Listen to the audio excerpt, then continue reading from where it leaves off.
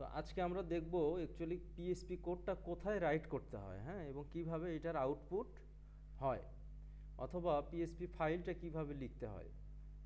আচ্ছা, আমরা এইচটিএমএল যেমন খোলামেলা লিখি, এইচটিএমএলকে বলা হয় ওপেন সোর্স। কি বলা হয়? হ্যাঁ, অর্থাৎ এটা মোটামুটি সব জায়গাতেই এটা কাজ করে। হ্যাঁ, উইন্ডোজের সঙ্গে এটা বিল্ড ইন। যখন আমরা প্র্যাকটিস করব ব্রাউজারে এটা কি হবে, রেন্ডার হয়ে ব্রাউজার এটার আউটপুট দিবে। ক্লিয়ার? কিন্তু পিএইচপি কোড লিখলে ওইভাবে কাজ করবে না।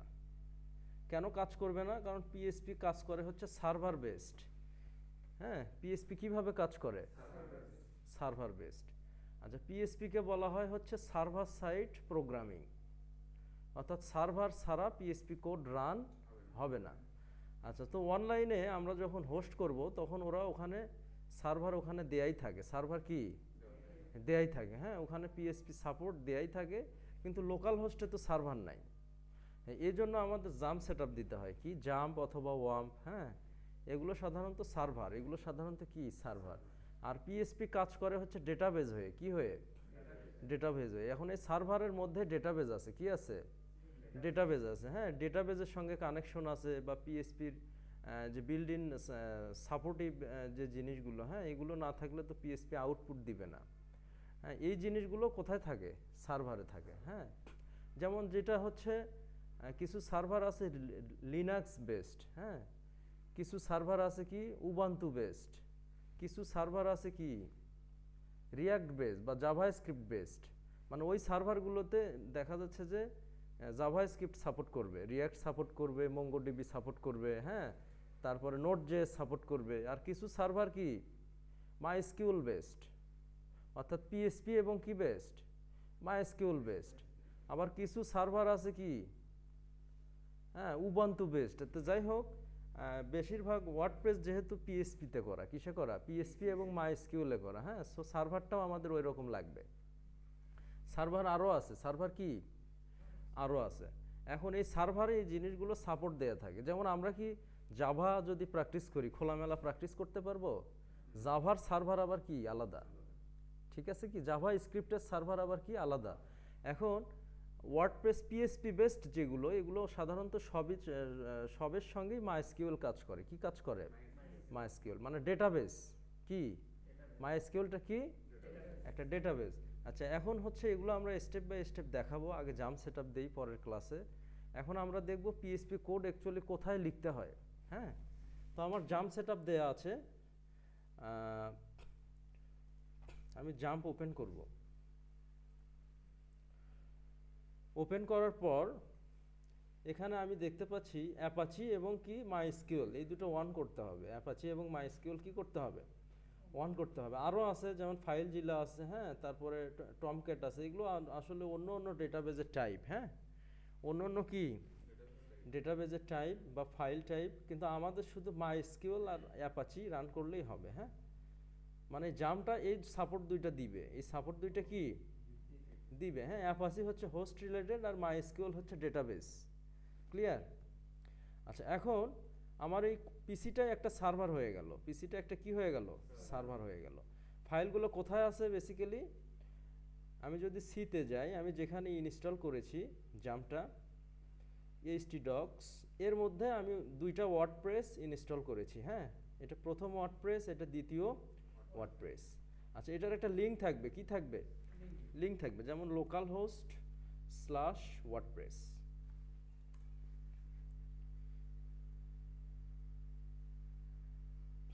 আচ্ছা, এখন আমরা পিএইচপি, আমরা W3 স্কুল আছে, ওখানেও সার্ভার সেট আপ দেওয়া আছে, ওখানেও আমরা প্র্যাকটিস করতে পারবো।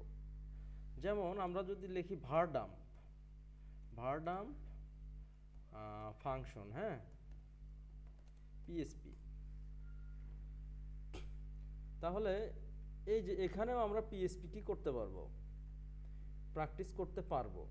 ঠিক আছে? এখন দেখা যাচ্ছে তুমি অনেক পিসিতে প্র্যাকটিস করতেছো, কোনো একটা জিনিস ইনস্ট্যান্ট প্র্যাকটিস করতেছো। তো তুমি চাচ্ছ আমি সার্ভারে ইনিশিয়ালাইজ করার আগে আমি আগে এটার একটা ট্রায়াল দিব, বা নিজেই একটু কি করব, কাজ করে দেখব। তো ইন দিস কেস তুমি দেখা যাচ্ছে যে W3 স্কুলে ওইটার কোডটা তুমি লিখতে পারবা। হ্যাঁ, কি করতে পারবা? এই যে দেখো এখানে ইকো কাজ করছে, কি কাজ করছে, এখানে কি HTML এর মধ্যেই পিএসপি লিখছে, পিএসপি লিখে কি করছে, ইকো টিকো কাজ করছে। হ্যাঁ, আচ্ছা সিম্পলি এইখানেও কি পিএসপি কাজ করবে, এখানে কি করবে, পিএসপি কাজ করবে। আচ্ছা এখন আমি যদি কিছু ইকো করি একটা জিনিস,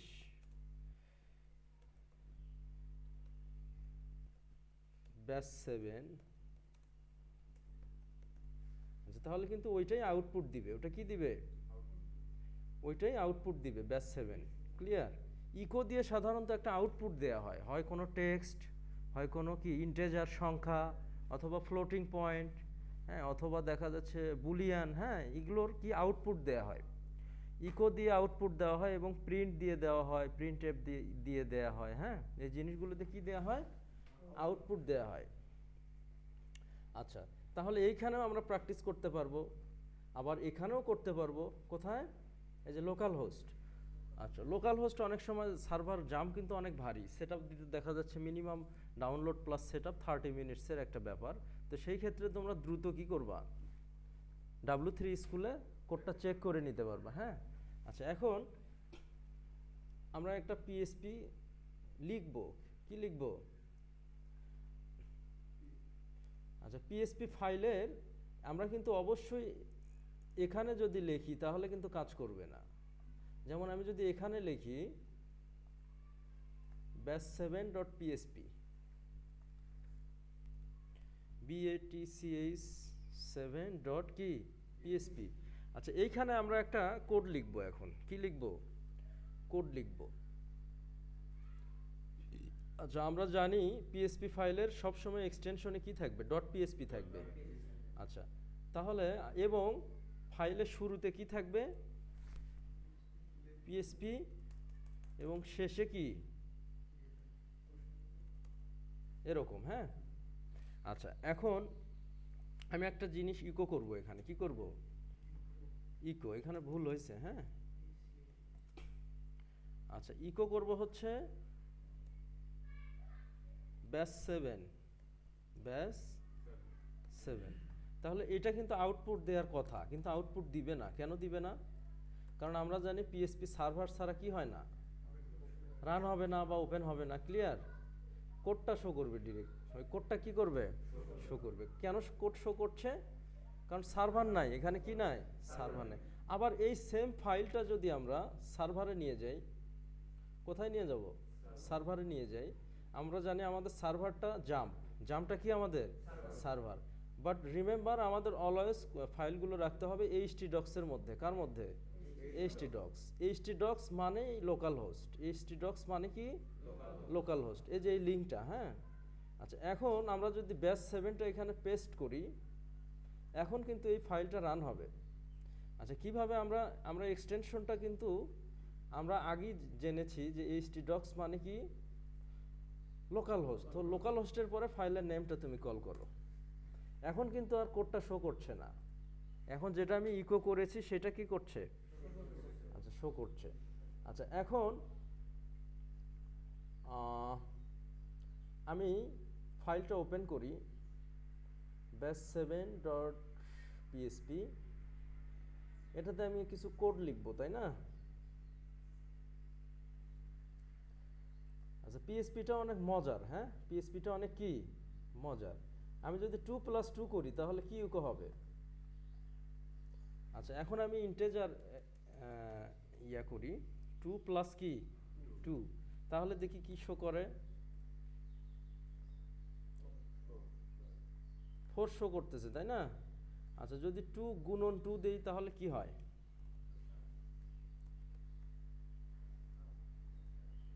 4, অথবা 2 গুণন কত 10, তাহলে কত হবে 20, ঠিক আছে। আচ্ছা এখন যোগ বিয়োগ গুণ ভাগ সবই হবে পিএসপিতে। হ্যাঁ, আচ্ছা 10 - 5 কি শো করবে, 5 শো করবে। আচ্ছা এখন তাহলে আমরা পিএসপি কোথায় প্র্যাকটিস করব, দুইটা জায়গা পাইলাম, একে হচ্ছে W3 স্কুলে, হ্যাঁ, আর যদি আমাদের যেহেতু লং টার্ম আমাদের প্র্যাকটিস করতে হবে, প্রফেশনালি কাজ করতে হবে ক্লায়েন্টদের সঙ্গে, সেই ক্ষেত্রে আমরা লোকাল হোস্টে অলওয়েজ সেট আপ করবো। হ্যাঁ, আচ্ছা, এখন মজার বিষয় হচ্ছে আমি চাচ্ছি এটা আমি ডাব্লুপি ওয়ার্ডপ্রেসের মধ্যে নিয়ে যাব। কোথায় নিয়ে যাব? ওয়ার্ডপ্রেসের মধ্যে। তাহলে আমার এক্সটেনশনটা কি হবে? আচ্ছা, তাহলে এক্সটেনশনটা কি হবে আমার? তাহলে এখানে ওয়ার্ডপ্রেস দিতে হবে। কি দিতে হবে? এখানে ওয়ার্ডপ্রেস। এক্সটেনশনটা কিন্তু এইভাবে কাজ করে, ফাইলের প্যাথটা এইভাবে কাজ করে। ক্লিয়ার? কি আসছে? 5। আচ্ছা, আমি চাচ্ছি আরও ভিতরে নিয়ে যাব। কোথায় নিয়ে যাব? এগুলো তোমাদের এই ভুলগুলো সাধারণত হয়। হ্যাঁ, আচ্ছা, এই ফাইলটা কিন্তু আর কাজ করবে না। আমরা যেহেতু এটা কার মধ্যে নিয়ে গিয়েছি? ওয়ার্ডপ্রেসের মধ্যে নিয়ে গিয়েছি। আমরা চাচ্ছি এটা ওয়ার্ডপ্রেসের মধ্যে ডাব্লুপি কন্টেন্টের মধ্যে আমরা কাজ করব। হ্যাঁ, অনেক সময় ডাব্লুপি কন্টেন্টের মধ্যে আমাদের কি স্ট্যাটিক টেমপ্লেট দিতে বলে ক্লায়েন্ট। তখন আমরা দ্রুত কি করব, এখানে ওই ব্যাস 7 বা দেখা যাচ্ছে অ্যাবাউট আস ডট পিএসপি এরকম একটা পেজ ক্রিয়েট করে দ্রুত আউটপুট দিতে পারবো। আচ্ছা, এখন আমাদের প্যাথটা কি আছে? Local host WordPress WP content, এই যে এখানে দেখো। ক্লিয়ার? আচ্ছা, তাহলে আমরা কি করব? ওয়ার্ডপ্রেস ডাব্লুপি কন্টেন্ট, তারপর এখন কিন্তু সেম আউটপুটটা শো করছে। কাজ করো, কাজ করো এখানে।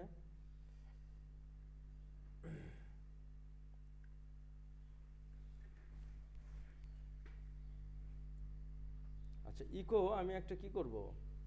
স্ট্রিংকে ইকো করব, বা আমি একটা ভারডাম করব। কি করব? ভারডাম।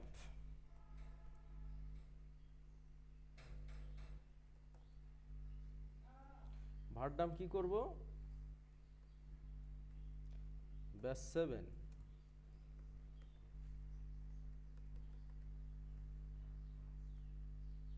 তাহলে ওইটাই ভারডাম হলো। কোনটা ভারডাম হবে? আচ্ছা, আমি যদি আরও ভিতরে নিয়ে যাই তাহলে আমার লিঙ্কটা ওইভাবে কি হবে? চেঞ্জ হবে। লিঙ্কের বিষয়টা বুঝতে পারছো কি? তোমরা অনেক সময় দেখা যাচ্ছে যে মানুষ এই জিনিসগুলো বোঝে না যে কোথায় কোন ফাইল, হ্যাঁ, পিএসপির স্ট্যাটিক ফাইল আমি কোথায় দিব।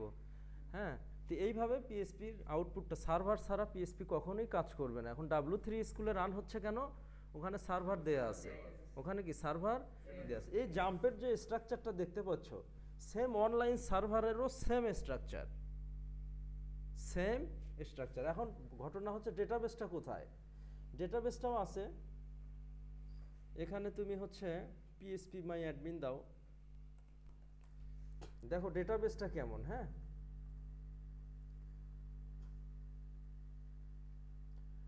এই যে এটা হচ্ছে ডেটাবেস। দেখো ডেটাবেসগুলো বেসিক্যালি টেবিল আকারে থাকে। কি আকারে থাকে? টেবিল আকারে থাকে। হ্যাঁ, অর্থাৎ বিভিন্ন ধরনের ডেটা থাকে। ডেটা কি একটা টাইপের হয়? অনেক ধরনের ডেটা থাকে। তো এগুলোকে ক্যাটাগরাইজ করে বিভিন্ন টেবিলে কি করে কাজ করা হয়। হ্যাঁ, যেমন হচ্ছে মেটা ডাটাতে সাধারণত মেটা ডাটা যায়, প্রোডাক্টে সাধারণত ই কমার্সের যে প্রোডাক্ট সেগুলো যায়, ক্যাটাগরিতে প্রোডাক্টের ক্যাটাগরিগুলো যায়। হ্যাঁ, তারপরে কি অ্যাডমিন কলামে লগ ইনের ইনফরমেশনগুলো থাকে। হ্যাঁ, লগে হচ্ছে আসলে লগ ইনের যে হিস্টোরি এইটা থাকে, অর্ডারে হচ্ছে অর্ডারের ডেটাগুলো থাকে, তারপরে হচ্ছে লক্সে হচ্ছে লক্সের ডাটা থাকে, তারপরে হচ্ছে বুকমার্কে হচ্ছে বুকমার্কের ডেটাগুলো থাকে, তারপরে ফিল্টারের ডেটা থাকে, লিঙ্কে হচ্ছে লিঙ্কগুলো থাকে, ফলোতে হচ্ছে দেখা যাচ্ছে ফলো বা সোশ্যালের ডাটাগুলো থাকে, ফ্রেন্ড রিকোয়েস্ট যারা সেন্ড করছে সেগুলো থাকে, মিডিয়াতে ইমেজগুলো থাকে। তো এই ধরনের সব এক টেবিলে যদি আমরা সব ডেটা দিতাম তাহলে তো আমাদের ডেভেলপারদের কাজ করতে অসুবিধা হতো, আমরা খুঁজেই পাইতাম না। এই জন্য দেখা যাচ্ছে প্রত্যেকটা জিনিস এরা করছে, ক্যাটাগরাইজ করছে, করে আলাদা আলাদা ডাটা আলাদা আলাদা টেবিলে কি করছে। যেমন ওয়ার্ডপ্রেসের পোস্টগুলো, পেজগুলো এগুলো থাকে একখানে। হ্যাঁ, তারপরে দেখা যাচ্ছে যে ডেটাবেস রিলেটেড কিছু সিএসএস আছে সেগুলো থাকে একখানে, অ্যাডমিনের ডাটা আছে সেগুলো থাকে একখানে, মিডিয়ার ডাটা আছে সেগুলো থাকে আর একখানে। তারপরে হচ্ছে তোমার আবার বিভিন্ন ধরনের পোস্ট টাইপ আছে, মেটা ডাটা আছে। হ্যাঁ, মেটা ইনফরমেশন সেগুলো থাকে একখানে। তো এই টেবিল আকারে ডেটাবেসটা কাজ করে। টেবিলে আবার কি থাকে? দুইটা জিনিস থাকে, র এবং কলাম। র এবং কলাম। আচ্ছা, তাহলে মোটামুটি আর একটা ক্লাস নিচ্ছি একটু পর।